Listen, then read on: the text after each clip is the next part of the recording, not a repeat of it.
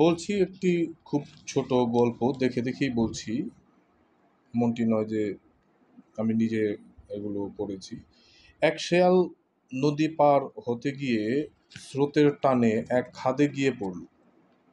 তা থেকে উঠতে অনেক চেষ্টা করেও সে পেরে উঠল না। সুযোগ পেয়ে এক ঝাঁক রক্তচোষা পোকা এসে তার গায়ে লেগে রইল। হঠাৎ এই সময় এক সজারু সে পথ দিয়ে যেতে যেতে শেয়ালকে ওই অবস্থায় দেখে তার মনে করুণা জাগায়। সে বলল, তোমার গা থেকে ওই পোকাগুলো তুলে নিই আমি কেমন?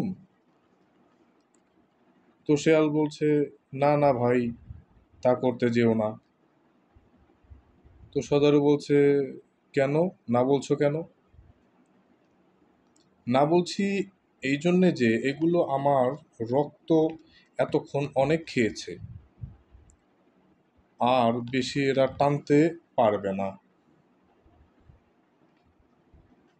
এদের সরিয়ে নিলে আর এদের সরিয়ে নিলে আরও এক নতুন ঝাঁক এসে আমার গায়ে লাগবে। তখন যে রক্তটুকু আমার এখনো আছে তাও আর থাকবে না। ধন্যবাদ।